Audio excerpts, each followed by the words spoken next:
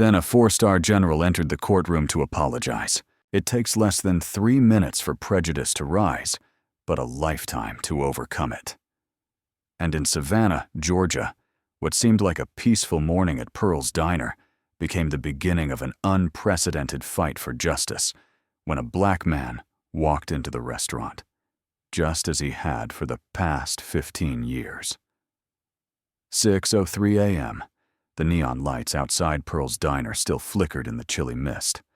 The city of Savannah, nestled along the river bearing its name, lay in the quiet hush of a new day. On the red brick walkway, Eric Mitchell, 66 years old, walked with the steady gait of a man who had once stared down the barrel of a gun without blinking. His blue shirt had been ironed the night before. A worn military cap sat tilted on his head, with a Purple Heart badge glinting under the dim glow, a testament to a bullet wound from 1973 in Quang Tri. He pushed open the glass door, and the familiar jingle of the bell rang out like an old greeting. Eric nodded to the young waitress, Vinekant, and headed straight to the window seat, the same spot he had occupied for over 15 years. The window pane was still misted, reflecting the image of a solitary but proud man. He pulled out a copy of the Savannah Journal, spread it on the table, and ordered as usual, black coffee. No sugar. Everything felt like a familiar ritual, a small pocket of peace. Until 3 young white men entered. The bell rang again, this time not so gently. Tyler, tall, with messy blonde hair and bloodshot eyes, led the group. The cheap whiskey and marijuana still clung to his leather jacket. Behind him trailed Jake, thin and wiry, and Brett, who still held a lighter with a Confederate flag design. Without acknowledging anyone, Tyler strode to the counter and slapped his hand down hard, making Eric's coffee cup tremble. "That old black guy," he said loudly enough for the entire diner to hear. "Probably slept here overnight to save on a motel." Eric looked up, eyes sharp, but free of rage. He regarded Tyler like one might look at an incoming storm, not afraid, just prepared. "You boys should lower your voices," he said, his tone deep and clear, "so the rest of us can enjoy our morning." Vinekant, just 24 years old, working here for a little over 2 years, stepped in, trying to keep things calm. "Guys, please settle down. We're still serving, okay?" But Tyler shot her a single glance, laced with contempt. Jake nudged Brett and sneered. "My dad says people like him live off welfare, just mooching around diners like ghosts." He chuckled as if he'd just told the funniest joke in the world. Eric didn't respond. He folded his newspaper, placed his hands neatly on the table, his posture upright like he was still in uniform. He had once carried a rifle defending the American flag in Southeast Asia and watched his friends fall one by one. Compared to bullets and bombs, these insults were the hum of mosquitoes. But what weighed heavier was the repetition, repeating pattern of an America that refused to change. Brett pulled out his phone and started recording. "See that?" He's about to snap. "Oh Lord, he's gonna attack us!" His voice dripped with false panic, his hand trembling theatrically. Less than 10 seconds later, Tyler pulled out his phone and dialed 911. "We're being threatened. There's this old black man, might be a vet. He's intimidating us. He could have a gun. Please, send the police now." At the next table, a middle-aged man quietly put down his coffee spoon. Vinekant froze, eyes turning toward Eric, and saw that he hadn't moved, sitting as still as ever, as if long accustomed to the suspicion of a country he once nearly died to protect. Everything was just beginning. But in mere minutes, prejudice had been weaponized into an accusation, and Eric Mitchell, the man whose name once appeared on a Pentagon commendation, was being cast as a threat, just because he was black, and just because he dared to ask others to behave with basic decency. If you are moved by this story so far, Take a moment to hit like and subscribe so you don't miss the next powerful and gripping story from Black Strength Stories. The wail of sirens tore through the stillness of early morning. At 6:10 a.m., 2 police cruisers screeched to a halt in front of Pearl's diner, tires skidding sharply and leaving black streaks across the mist-dampened asphalt. Red and blue lights flashed erratically against the glass windows, casting strobe-like warnings of impending disaster. Officer Patrick, tall and aggressive, stormed into the diner without bothering to shut his car door. In the Savannah Police Department's internal files, he had racked up 3 formal complaints for using excessive force against black youth.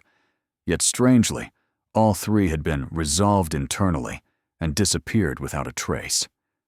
Behind him came Ralph, a former cop transferred from Kentucky, infamous for his nickname Snap Man after mistakenly arresting a black pastor, simply for wearing a hoodie. Without asking a single question or conducting any investigation, they scanned the room and instantly locked onto their target, the only black man in the diner, Eric Mitchell. "Stand up! Hands behind your back! Now!"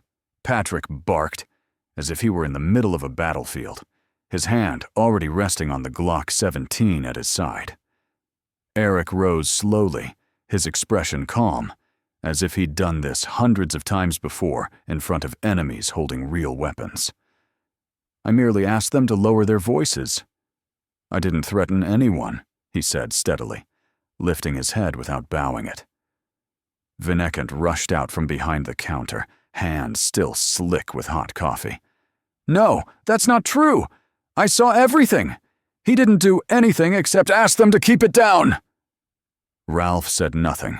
He grabbed Eric's shoulder and slammed him down onto the table, a coffee cup shattering beside him.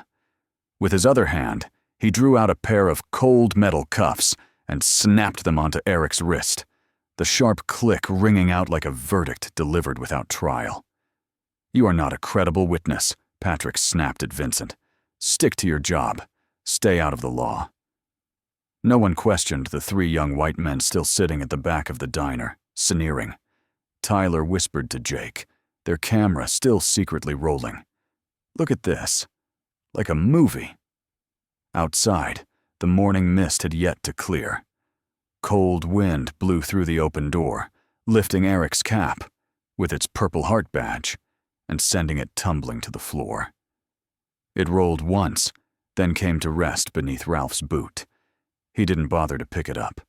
The Savannah Journal Eric had been reading slipped from the table, opening to the front page where bold letters declared, "Marine veteran Eric Mitchell honored at National Veterans Conference."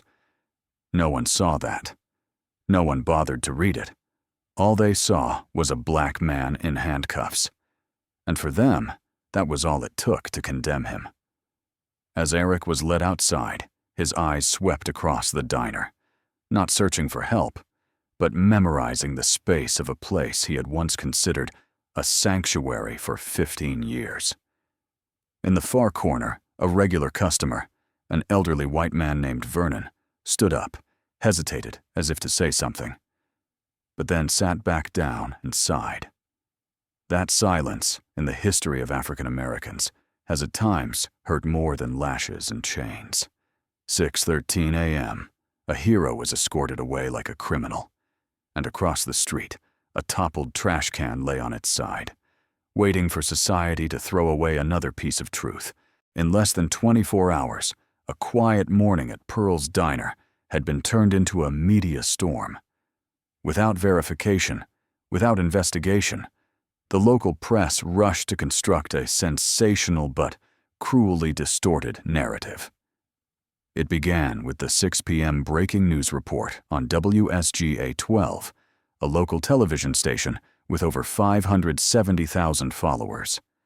A bold headline scrolled across the screen. "Veteran threatens college students, a danger from the past." The anchor, dressed in a light gray suit, spoke with a grave tone full of implication. Eric Mitchell, 66 years old, former U.S. Marine, was arrested at the scene for allegedly threatening 3 college students from Savannah's most prestigious circles.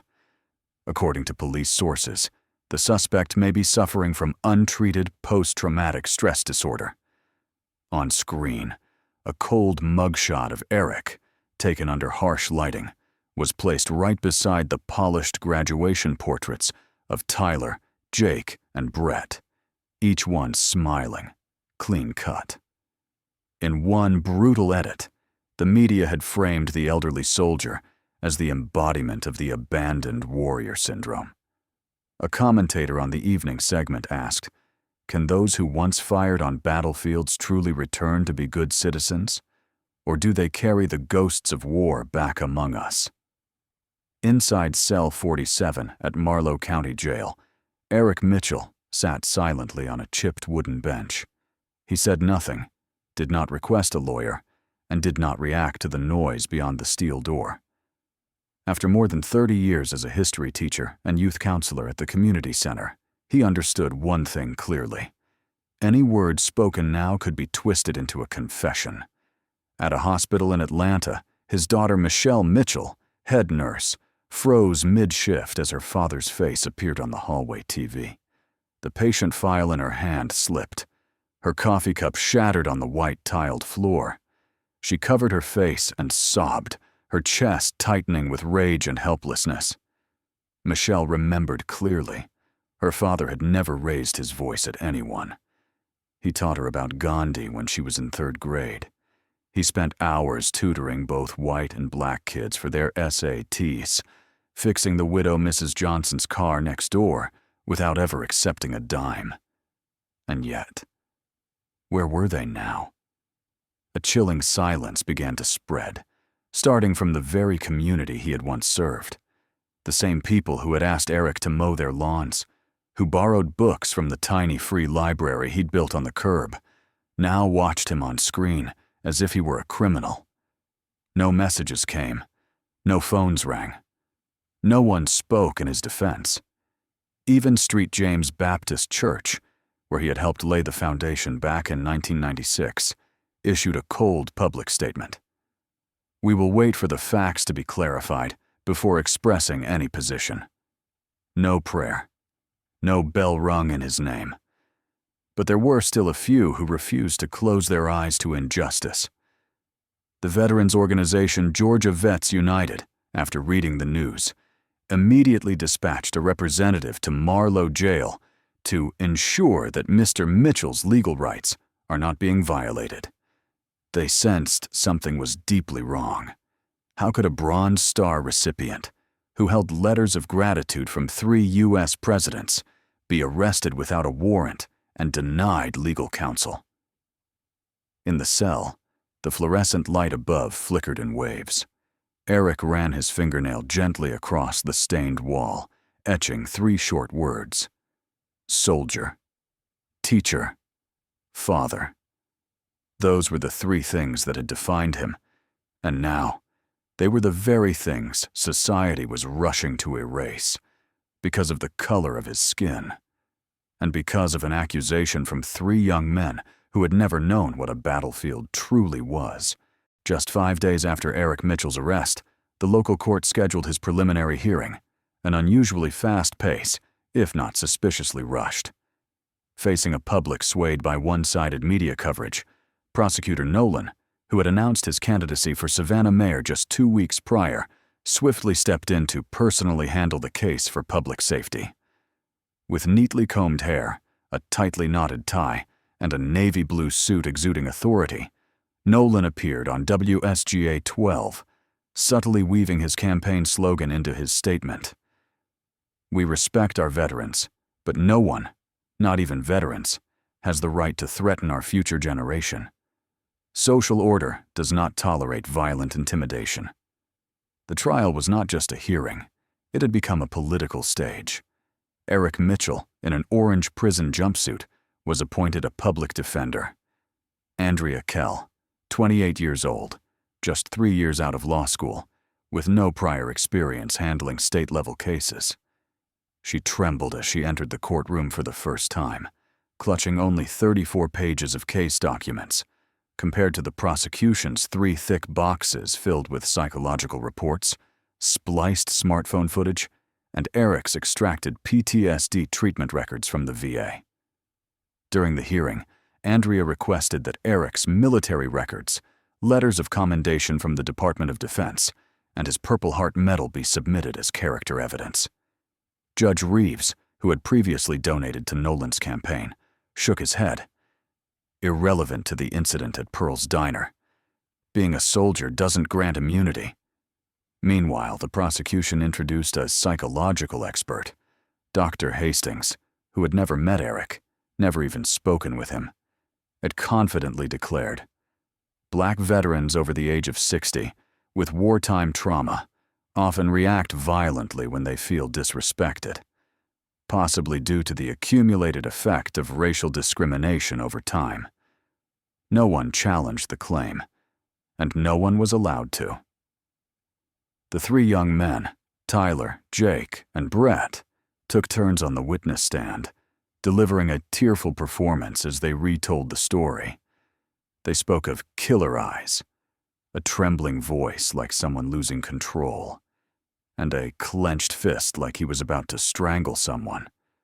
Tyler even added, "I've never seen anyone that terrifying. His eyes looked like they came from a battlefield. I thought I was going to die." No one asked why they hadn't simply left the diner, or how they had remained calm enough to record videos. Vincent, the only waitress who stood up for Eric, was called to testify. But before she could utter her 3rd sentence, the prosecutor interrupted. "What year were you born? Do you have proof of residency?" Silence, then collapse. Vincent lowered her head, whispering through tears, "I'm from Honduras, waiting on asylum paperwork." The courtroom erupted, and immediately after, Judge Reeves ruled that her testimony could not be considered objective. The final witness, Carlos, the diner's cook, had told Andrea he saw clearly that Eric never stood up, never made any threatening gesture. But the day before the trial, Carlos received a call from an unknown number. "If you testify, ICE will come to the restaurant. Your name isn't clean." On the morning of the trial, Carlos vanished. His phone went unanswered. Andrea could only sit and stare at the empty witness seat, her palms ice cold. On the jury bench sat 12 people, 10 white, 1 Latino, 1 black. But none of them looked at Eric throughout the trial. They seemed to be following a script already printed, checking boxes on each page. Dangerous? Military background. No credible witness. Eric sat upright. He didn't beg. He didn't cry. But his eyes, those same eyes that had once watched his comrades fall at Khe Sanh, now carried a different kind of pain. The pain of being rejected by the very country he had sworn to protect. That afternoon, as the courtroom clock struck exactly 2:56 p.m., the jury retired for deliberation. After a trial that had been relentless, irrational, and riddled with lies, a heavy silence hung over the room. Andrea sat beside Eric, clutching the thin case file as if holding on to the last shred of hope. Just 1 hour and 47 minutes later, the door swung open. 12 people, none of whom had ever stood in a trench, ever known the sound of gunfire or the sting of discrimination, quietly returned. Not one of them glanced at Eric. No one looked at Michelle, his daughter, who had fought back tears for 2 straight days, now on the verge of breaking. The foreman, a middle-aged man in a white shirt and red striped tie, stood and spoke in a deep, steady voice. Guilty. 1 word. 1 blade. Andrea froze. Eric gave a slight nod. He had heard crueler words in wartime, but never one so directly aimed at his dignity. Michelle burst into tears and collapsed, her head softly hitting the hard wooden bench. A small cry escaped her lips, prompting the whole room to turn. But no one stepped forward. The sentence was handed down immediately. 5 years in prison, no parole, No sentence reduction, without proof of rehabilitation. Prosecutor Nolan exited the courtroom like a general emerging victorious from a media war. Facing dozens of cameras and microphones, he declared, "We have just protected the Savannah community from a potential threat. A man with a history of violence, access to weapons, and uncontrolled emotions. This is a victory for the law." No one asked, "Where was the weapon?" No one asked, "Where were the witnesses?" And no one asked, "Who was he before being publicly shamed?" Michelle, refusing to surrender, sold her mother's wedding ring, scraped every last dollar from her savings, and borrowed $4,000 from the bank. She sent urgent appeals to independent legal associations, human rights groups, and even online platforms for veterans mistreated by the justice system. Meanwhile, Eric was transferred to Thomasville Medium Security Prison, a facility classified as B+ risk, just one level below a federal prison. His record was now reduced to a number: Inmate 78642.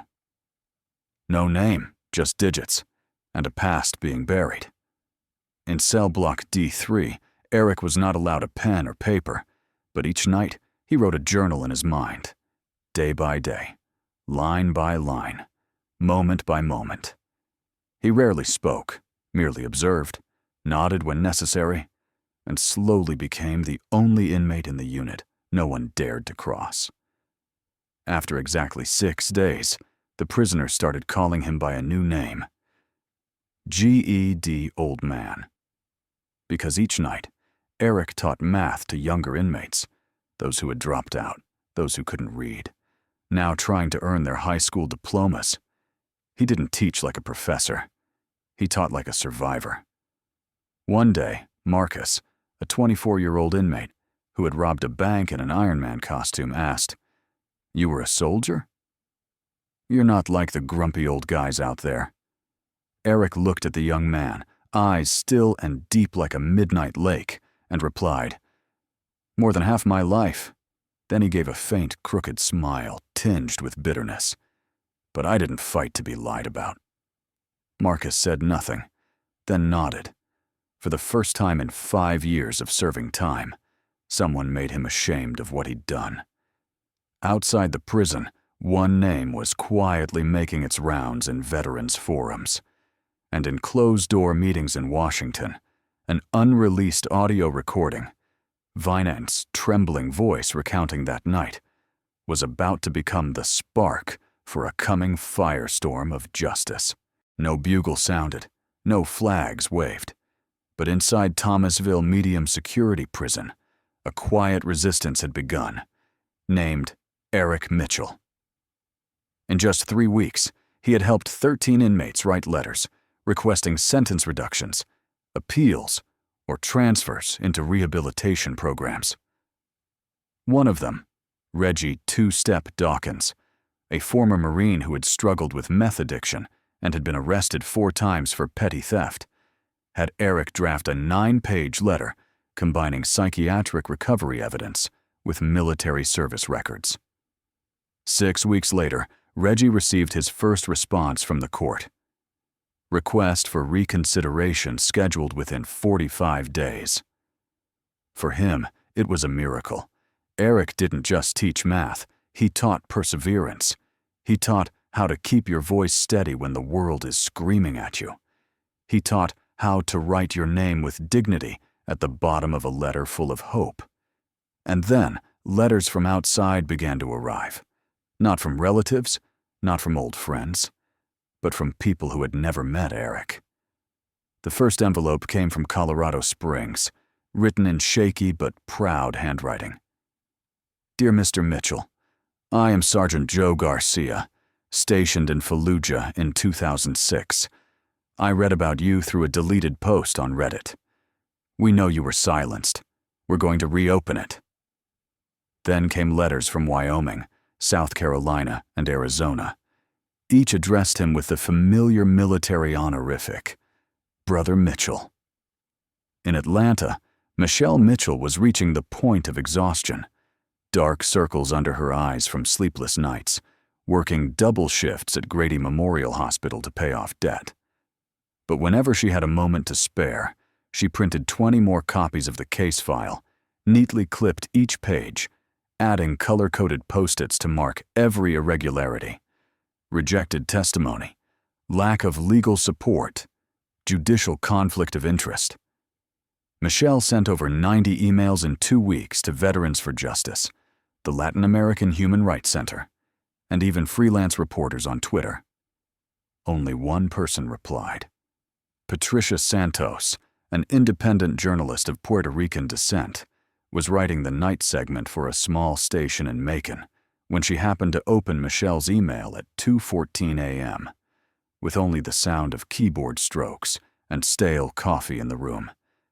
The email included a copy of the CCTV footage from Pearl's diner, excluded by the prosecution, along with Vincent's testimony in Spanish. Santos, who had once worked for NBC's internal investigations team before being laid off, smelled what she called the stink of dirty power.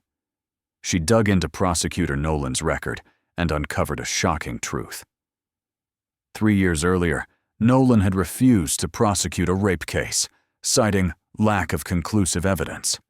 The perpetrator? Chase Patterson, the son of a wealthy white tycoon who held shares in the Doveshire hotel chain.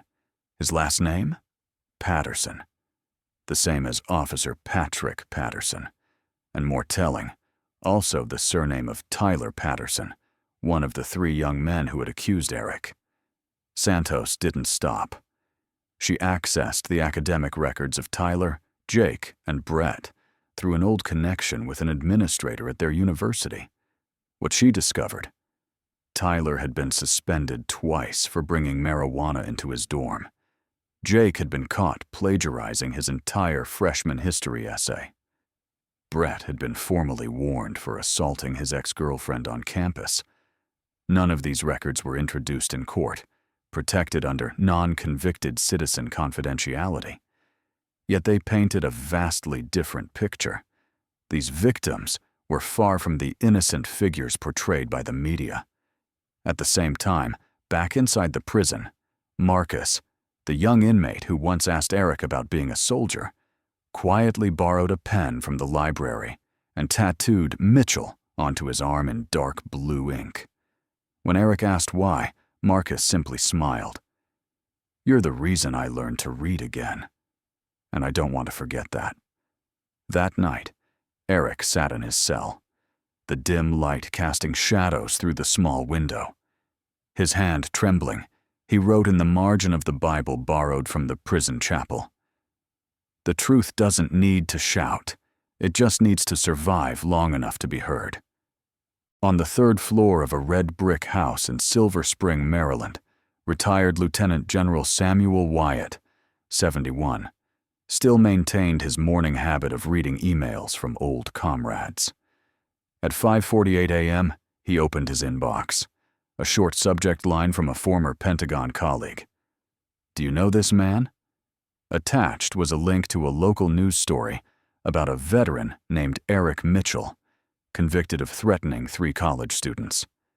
Wyatt was lifting his coffee cup when his weathered hand froze. His eyes locked on the screen, heart pounding.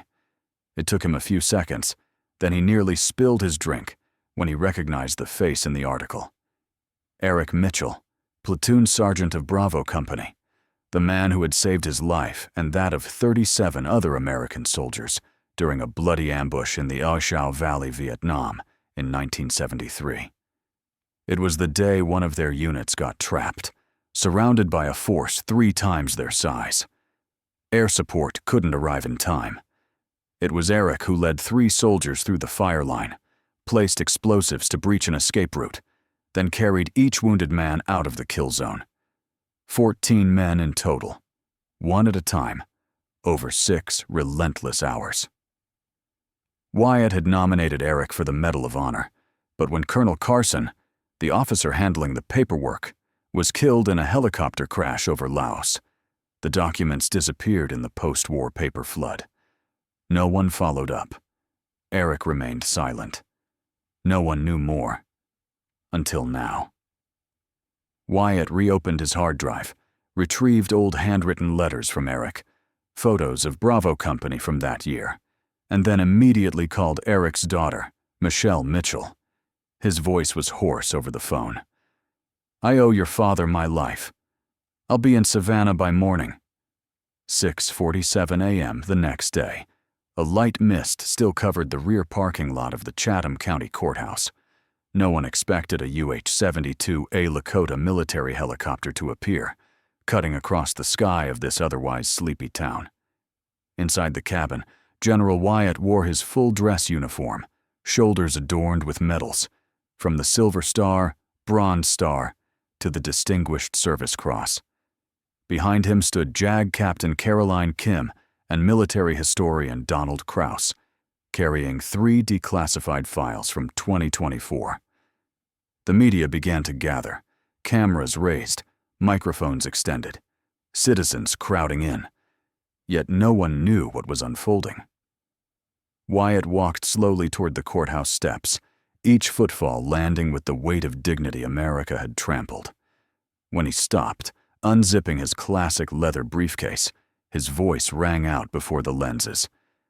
Eric Mitchell is not just innocent, he is a hero, and America owes him an apology. He pulled out a 76-page file containing a campaign map of Operation Silent Thunder, handwritten journals from surviving soldiers, a medic's statement confirming Eric's injuries, combat reports documenting 18 hours of non-stop fighting, a letter from Colonel Carson before his death, affirming that Eric had saved his life. Immediately, major networks, CNN, MSNBC, and Military Times, broadcast the scene live. Within an hour, the phrase Eric Mitchell trended on Twitter's top 3 keywords. Reporter Patricia Santos, quietly observing from the sidelines, pulled out her recorder and nodded slowly. Michelle stood behind the security barrier, tears rolling down her cheeks. For the first time in 17 months, she smiled, genuinely. Back in Thomasville Prison, an officer burst into D3 block. Eric's cell door swung open. "Mitch, someone's here to see you. A general." Eric looked up, brows tightening, then slowly stood, adjusting his shirt. "I think I've been waiting for this meeting since 1973. On October 6th, the Chatham County Supreme Court was packed. Media from across the country descended on Savannah. The special hearing, summoned by Judge Linda Williamson and announced only 24 hours earlier, drew national attention, for everyone knew why. At the center of this historic case was no longer a question of student threats, but the collapse of a biased judicial system and an apology long overdue. General Samuel Wyatt, who once commanded 3 fronts in Iraq and Afghanistan, opened the hearing with an oath that the press would later describe as both an indictment and a eulogy. "I swear on my sword and my scars, if it weren't for Mitchell, I'd be a pile of bones rotting in a jungle in 1973. He saved me, saved 37 men, and never claimed a single ounce of credit." The courtroom fell silent as the documents from Operation Silent Thunder were projected on the large screen. Records confirming that Eric held Hill P-47 for 6 hours under constant fire, sniped 43 North Vietnamese soldiers with deadly precision, called artillery coordinates accurately 3 times, led support teams through enemy fire, and preserved the lives of the entire Bravo platoon. Military historian Donald Krause, after 3 weeks of cross-checking declassified documents from 2024, testified before the court. "This is one of the 5 most effective solo sniper operations in American military history, and it was never recognized for reasons that, to this day, remain unknown." At the same time, the FBI, responding to petitions from veteran groups, released a video retrieved from Tyler's phone, stored in the cloud and long forgotten in his iCloud account. In the video, a flushed, laughing Tyler said, "He just told us to be quiet. I figured if we made something up, it'd make the news. And it didn't end there. Jake and Brett, under pressure from their families, finally came forward and admitted they had hired an attorney to coach their testimony. A grim legal phrase, meaning the accused didn't outright lie, but were guided to phrase things favorably for the case. Reporter Patricia Santos, the first to investigate the case from the other side, released a 4-part expose titled, "Truth Beneath the Glory Behind the Suits of These White Boys." In it, she revealed the concealed disciplinary histories of Tyler, suspended for drug use, Brett assaulted his roommate, and Jake plagiarized 3 times. Not a single one of these details had been entered into court records. All were sealed due to non-conviction status. Public pressure began to mount on prosecutor Nolan, once so boastful in front of cameras, claiming to be protecting Savannah from danger. Now, at a hastily arranged press conference, he spoke vaguely. "We are currently re-evaluating the Mitchell case file." But it was already too late. The governor of Georgia, under intense pressure from a coalition of veteran organizations and nearly 110,000 digital signatures, declared, "If he is not released within 48 hours, we will launch a full investigation into the district attorney's office and the Chatham County Trial Court." On the morning of October 8th, Judge Williamson returned to the bench. No glasses, no gavel. She simply stood and spoke slowly, each word like it was being carved in stone. "Eric Mitchell, acquitted. All charges are dismissed with prejudice. You are free to leave this courtroom not only as a free citizen, but as a forgotten hero." Applause thundered through the courtroom, lasting nearly 2 full minutes. Some stood and wept. Michelle embraced her father, and General Wyatt placed a hand on Eric's shoulder, whispering, "Mission accomplished, Sergeant." On the afternoon of October 10th, at exactly 2:37 p.m., the gates of Thomasville Medium Security Prison opened. And from them, Eric Mitchell stepped out, not as a former inmate, but as a living symbol of truth, rescued from the abyss of prejudice. He wore a white dress shirt, the same old khaki trousers freshly ironed, but more importantly, he donned the Purple Heart cap that had once fallen to the floor of Pearl's Diner. The entire Georgia sky seemed to hold its breath in that moment. Over 5,000 people gathered outside the prison, veterans, students, pastors, doctors, everyday citizens. Those who had once been indifferent or never knew his name now held signs high. Justice for Eric Mitchell. Justice for a black man. But more importantly, justice for a society that once stayed silent. Michelle could no longer stand when her father appeared. She ran to him, wrapping her arms around him, as if afraid he might be taken away once more.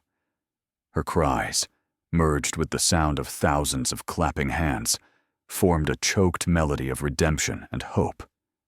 Beside them, General Wyatt, still in full military dress, stood upright, placed a hand over his heart, and said loud enough for every microphone to catch, "Corporal Mitchell, my brother in arms, I salute you."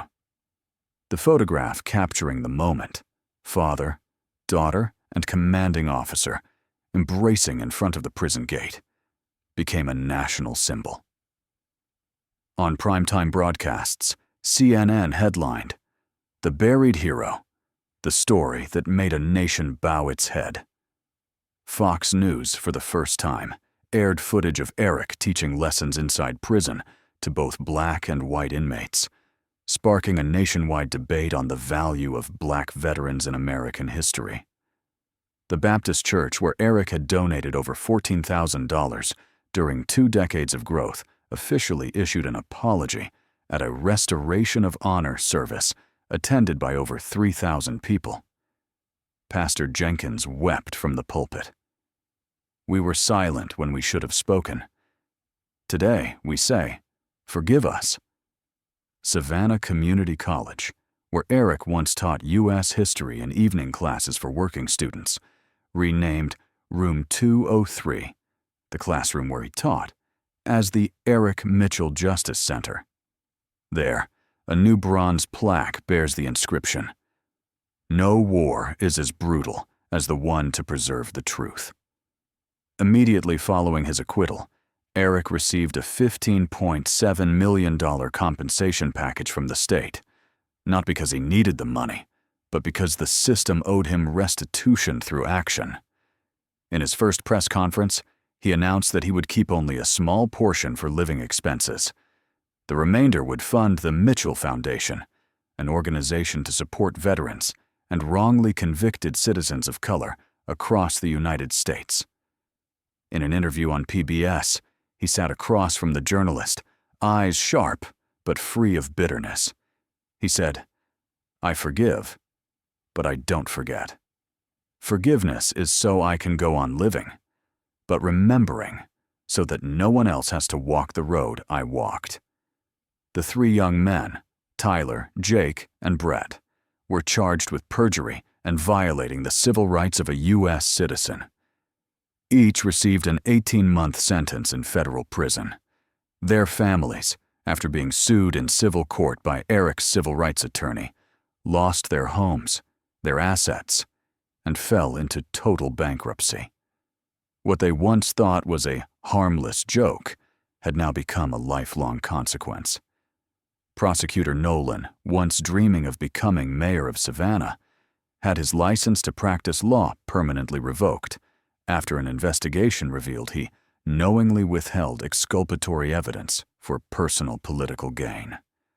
Footage of him leaving his office, empty-handed, eyes vacant, was viewed over 18 million times on YouTube. A nation began to look inward, not because of a verdict, but because of one man who had survived war, prison, and the terrifying silence of society. 6 months since the day Eric Mitchell walked out of prison, Savannah had changed.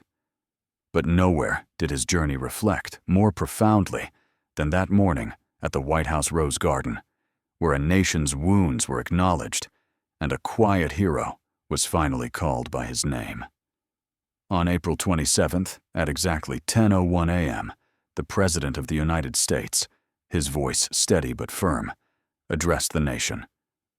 For extraordinary bravery during Operation Silent Thunder, for unyielding courage in the face of injustice, we award the Medal of Honor to Eric Mitchell, soldier, teacher, citizen. 3 minutes of nonstop applause erupted from rows filled with veterans from 19 states, including 12 men who owed their lives to Eric, once his comrades, now living witnesses to a truth that could no longer be buried. Eric did not wear an expensive suit. He wore his old uniform, covered in medals, he said, belonged to those who couldn't stand here. Hands trembling, he held the shining gold medal, bowed his head, and whispered into the mic, "I wish I could give this to my teammate, the one who fell, whose name no one remembers." That event wasn't just a ceremony, it was a reckoning. Within 2 weeks, the United States Congress passed the Veterans Justice Act, a law requiring all judges, prosecutors, and public defenders to complete 40 hours of mandatory training on PTSD, military history, and implicit racial bias before participating in any case involving a veteran. Pearl's Diner, where the story began, had become a national landmark. A new bronze plaque was mounted beside the old window. Table of hero Eric Mitchell, where justice was challenged and prevailed. Vinay Kant, the waitress whose testimony was dismissed in court, was now the official manager of the diner.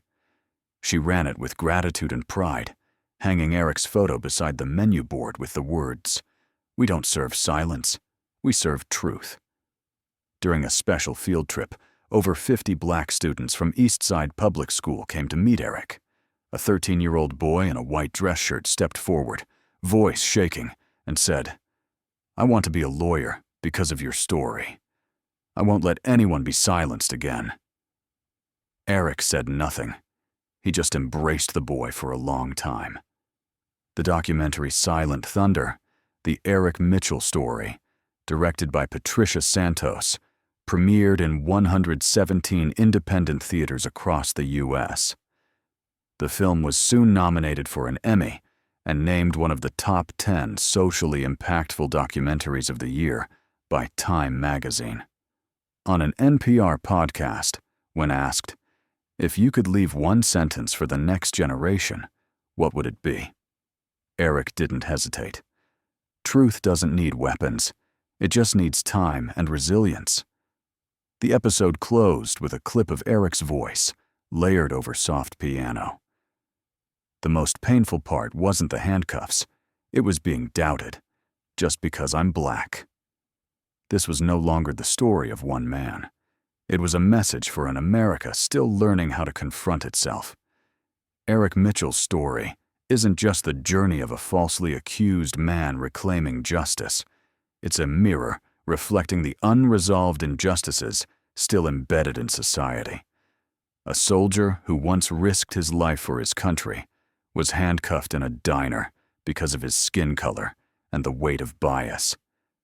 A father, a teacher, a hero who had to wait over 4 decades to receive a medal, lost out due to the death of his commanding officer. The issue here wasn't just a wrongful conviction, but an entire system ready to believe a lie, if it came from the right skin tone and the right class. How many more like Eric are silently suffering, without anyone to speak up? And is one Medal of Honor enough to compensate for the years buried in injustice? What do you think? Has justice truly been served? Leave your thoughts in the comments below. And don't forget to like and subscribe to Black Strength Stories so you never miss the next story, where truth is always told with courage and the pursuit of fairness.